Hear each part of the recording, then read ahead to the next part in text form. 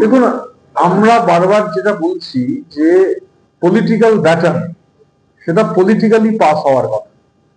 Political baton হচ্ছে যদি একটা পরিবারবাদ কায়েম করার চেষ্টা হয়, আমি অন্তত এটুকু তো বুঝতে পারছি এমএলএদের সাথে কথা বলে, যে ডাইনাস্টি পলিটিক্স কায়েম করবার চেষ্টা হয়েছে, যোগ্যতা নেই, কোনো ধরনের যোগ্যতা নেই, জোর করে চাপিয়ে দেওয়ার যে প্রবণতা যে আমার পরিবার তাই তাকে নেতা করতে হবে, এটার বিরুদ্ধে একটা মানে অভূতপূর্ব ঐক্য তৈরি হয়েছে যে এই ডাইনাস্টি চলবে না, এই ধরনের পরিবারবাদ কায়েম করা যাবে না, যিনি যোগ্য বা যারা যোগ্য তাদের হচ্ছে দায়িত্ব দিতে হবে।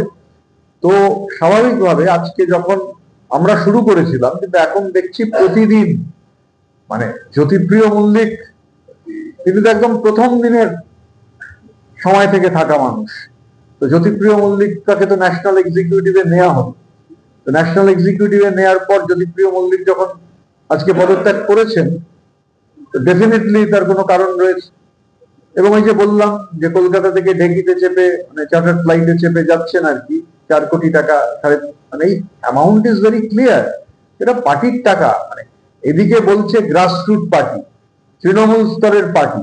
আমি সংবাদ মাধ্যমে দেখছিলাম যে বলা হচ্ছে যে এটাও তো বুঝতে হবে ও এত পরিশ্রম করেছে। আরে পরিশ্রম করলে ঠান্ডা ঘরে বিশ্রাম নেই, ঠান্ডা ঘরেই তো বিশ্রাম নিচ্ছিল, 26 দিন বেরোয়নি। পরিশ্রম করেছে বলে চার্টার ফ্লাইটে চাপতে হবে, এরকম অদ্ভুত কথা জীবনে কোনোদিন শুনিনি। কাগজে যা পড়লাম মানে বুঝতে পারছিলাম না যে পরিশ্রম করেছে, পরিশ্রম করলে কোথাও বেড়াতে যাবে, কোথাও বিশ্রাম নেবে, ওই যে পরিশ্রম করেছে তাই চার্টার ফ্লাইটে চাপতে হবে, এরকম হাস্যকর কথা জীবনে শুনিনি।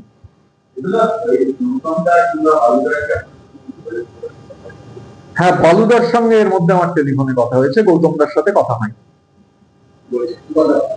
বালুদার সঙ্গে কথা হয়েছে ব্যক্তিগত কথা, কেন মিডিয়াকে বলবো, কথা হয়েছিল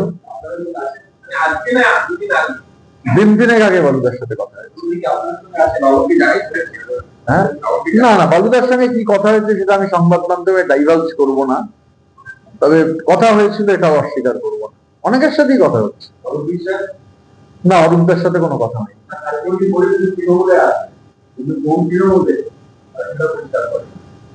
কোন তৃণমূল কোথায়? 2/3 বেশি এমএলএ এক জায়গায় রয়েছেন, 2/3 বেশি এমপি ছেড়ে চলে গেছেন, 3 জন রাজ্যসভার সাংসদ পদত্যাগ করেছেন, আরো করবেন।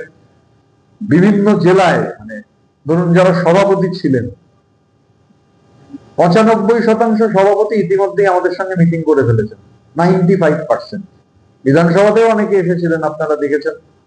তো 95% সভাপতি মানে যারা এখন হয়তো নেই বা যারা এখন সভাপতি হলেন, তাদের মধ্যেও তো পরপর সব পদত্যাগ চলছে। আমি জানি না আজকেও আর একটা পদত্যাগ হবে কিনা। তো ঠিক মানে অরূপদা বলেছেন, আমিও শুনেছি, লেটস সি। হ্যাঁ, কালকে তো আমি ক্যাটেগরিক্যালি বলেছি অরূপ বিশ্বাসের চিঠির স্পিরিটের সঙ্গে আমি 100% একমত, আমরা 100% একমত।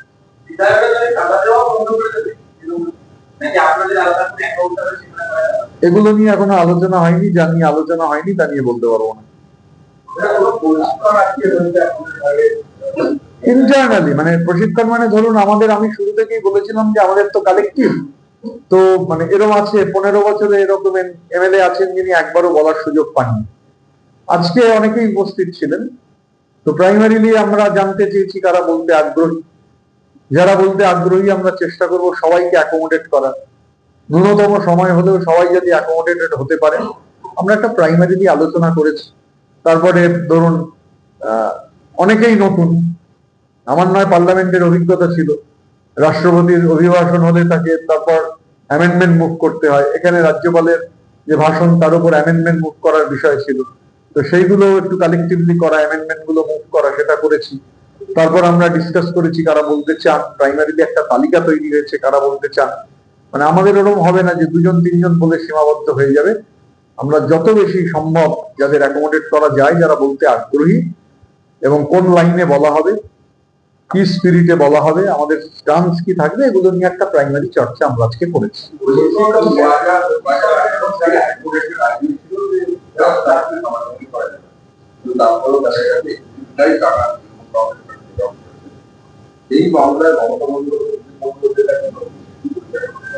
আমি ব্যাপারটা যেহেতু জানি না, এই মুহূর্তে বলতে পারছি না, জেনে বলবো।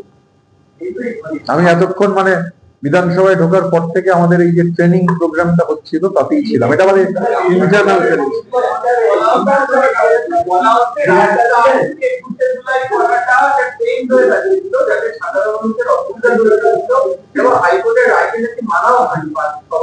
না, আমাকে মানে রায়টা দেখতে হবে, রায় না দেখে বলাটা ঠিক হবে না। তো রায়টা না দেখে আমি এরকম ভাবে বলতে পারবো না। তো দেখলে অবশ্যই দেখে জিনিসটা আমি মানে গত 3-4 ঘন্টা ধরে যেহেতু একটা ব্যাপারের মধ্যে এনগ্রস ছিলাম, এবং আমাদের মানে প্রশিক্ষণই বলতে পারেন, এটা ইন্টারনাল একটা প্রশিক্ষণ, আমরা কি করব। এবং ওই যে বললাম যে কারা বলবেন, তার একটা স্টক টেকিং করা, মানে আমরা উপর থেকে চাপিয়ে দেয়া নয় যে কে বলবেন, হাউস থেকেই ঠিক হয়েছে যে কারা বলতে চান। চেষ্টা করব, ধরুন হয়তো গভর্নরস অ্যাড্রেসে যে আলোচনা হবে তাতে সবাইকে অ্যাকোমোডেট করতে পারবো না, যাদের করতে পারলাম না তারা বাজেটে বলবেন। চেষ্টা করব মানে সবাইকে অ্যাকোমোডেট করার, এটাই আলোচনা হয়েছে। মানে একই লোক দুবার বলবেন, এরকম হয়তো কিছু এক্সেপশন থাকবে, কিন্তু ওভারঅল হচ্ছে। এবং প্রায় সিনিয়র আমাদের যারা দীর্ঘদিনের বিধায়ক, দীর্ঘদিনের মন্ত্রী, তারা সবাই প্রায় সবাই এই প্রশিক্ষণ শিবিরে ছিলেন, তারা সবাই কন্ট্রিবিউট করেছেন। তো ফিরাদ হাকিম ছিলেন, জাভেদ আহমেদ খান ছিলেন, আকরুজ্জামান ছিলেন, বিপ্লব মিত্র ছিলেন, গোলাম রব্বানি ছিলেন, চন্দ্রনাথ সিনহা ছিলেন, রথিন ঘোষ ছিলেন, সাবিনা ইয়াসমিন ছিলেন, শিউলি শাহ ছিলেন, অনেক সিনিয়ররা ছিলেন। তো এটা একটা কালেকটিভ কন্ট্রিবিউশন আর কি, সবাই মিলে আমরা চর্চা করেছি। এবং আমি বললাম যে একটা মানে অনেকেই আমরা মানে ফ্লোরে ওপেন করে দিয়েছিলাম কারা বলতে চান, এবং অনেকে আমরা কিছু উৎসাহ দিয়েছি যে ঠিক আছে, মানে লেটস ট্রাই, না অসুবিধা কি আছে, প্রথমবার যদি বলা ভালো না হয় পরের বার আবার হবে। কিন্তু আমরা মানে একটা, যেমন সিনিয়ররা বলবেন তেমনি প্রথমবার জিতে আসা অনেকেই বাজেটের আলোচনায় এবং গভর্নর অ্যাড্রেসে তারা বলবেন। আমরা একটা বড় অংশের এমএলএদের অ্যাকোমোডেট করব, তারা আলোচনায় অংশ নেবেন, মানে with the true spirit of democracy.